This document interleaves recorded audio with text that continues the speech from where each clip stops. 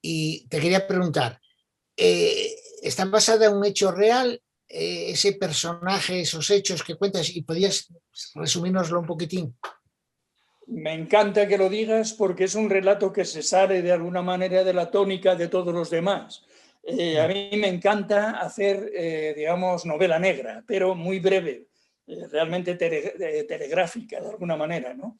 En Bélgica, un personaje histórico ya extraordinario, que era Julien Lahaut, no Marcel Lahaut, sino su padre, Julien Lahaut, que era diputado, primero fue resistente contra los alemanes, y cuando obligaron a dimitir a Leopoldo III por complicidad con los alemanes, el Parlamento, ya con la victoria en mano, hizo una sesión especial y Julien Lahaut gritó en medio del Parlamento «¡Viva la República!». Y a las 2 semanas un comando nazi flamenco, porque eso se supo 25 años después, tocó el timbre de su casa y lo mató a tiros, ¿no? Bien, partiendo de ahí y partiendo del hecho de que en el lugar donde trabajaba Marcel, su hijo, como ingeniero técnico, en la fábrica, la inmensa fábrica de Coquerie-Lugré, que tenía 21.000 obreros en aquella época, y donde trabajaban muchos españoles, teníamos una célula del Partido Comunista en Serén. Tuvimos varias, en Lieja, en Serén, en Herstal, en montones de sitios, y no hablemos de toda Bélgica. Bien, en cualquier caso, partiendo de esos dos elementos, construí esa historia con personajes reales de militantes del partido en la célula de Serén. Y por eso digo que es un relato que no voy a contar ahora, porque solo tiene un par de folios, pero que responde efectivamente a tal, y donde aparecen personajes de la vida política belga, como un senador que fue el responsable clandestino de la resistencia belga, ¿no? Sí, sí, sí. Pues es que ese relato, ya te digo, tiene ese carácter novelesco que le da un interés suplementario. Y después hay otro cuento que me ha gustado mucho, Mezcla el ojo de cristal. ¿Por qué? Porque ese es un cuento que une los dos mundos. Y además me pega a mí que también hay algo de autobiográfico, no lo sé, puesto que es la historia de un señor a la muerte de su padre lee un texto que le ha dejado su padre en el que el protagonista comprende que su padre pasó años de cárcel en España antes de emigrar al extranjero por la denuncia o el chivatazo de alguien. Y entonces, bueno, pues este personaje viene a España, a Luarca, precisamente donde naciste tú, donde tú viviste, y al denunciante, al chivato de su padre, al causante de todas esas desgracias, y con un afán de venganza que nos cuento y eso.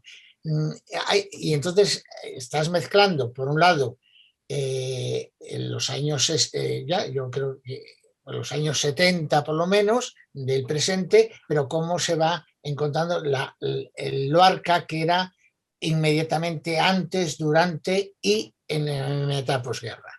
Ahí es un texto novelesco, pero me pega a mí que también encuentras algunas relaciones, sobre todo por el gusto que tienes en rememorar, los que conocemos Luarca, podríamos seguir las bellezas del lugar por los sitios donde va este personaje que vuelve a su tierra. No te equivocas, tocayo, no te equivocas nada.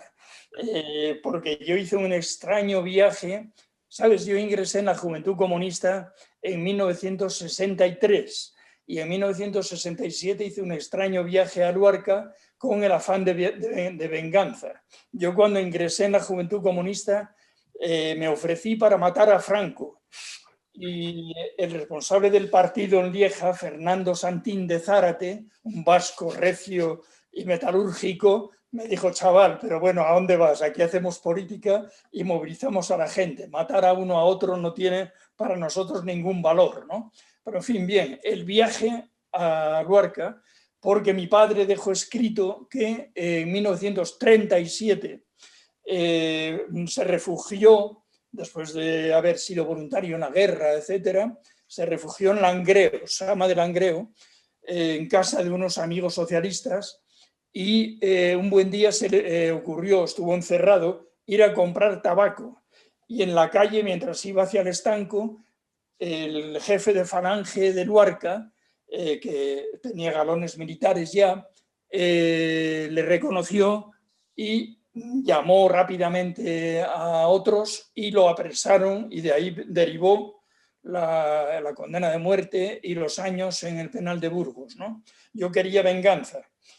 Y de todos modos, yo creo que a pesar de mi carácter, como decía antes, de búsqueda del mundo mágico, la venganza ha sido un motor también de mi actividad política, desde que era muy joven e incluso hasta hoy.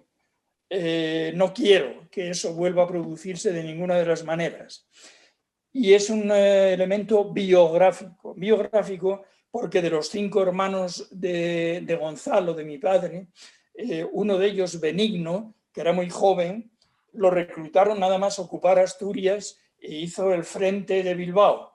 Y allí le sacaron un ojo a tiros los republicanos, los defensores de... Y entonces llevaba un ojo de cristal. Tenía un carácter absolutamente curioso. Cuando veía que los niños estábamos en torno a él, se sacaba el ojo de cristal para impresionarlos, lo tiraba al aire y lo cogía otra vez y se lo metía en la cuenca del ojo, por lo cual nosotros alucinábamos, ¿no?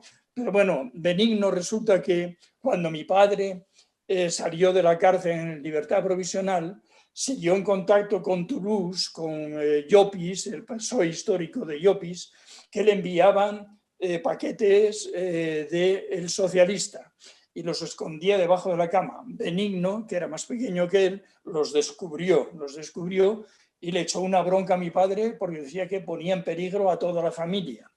Entonces, bueno, el viaje toma a Benigno y a mis primos pescadores, propietarios de barcos y pescadores, como elementos y personajes de esa parte ya, en algunas partes novelada, aunque me he permitido el lujo de señalar el nombre del jefe de falange tal y como fue hasta que murió.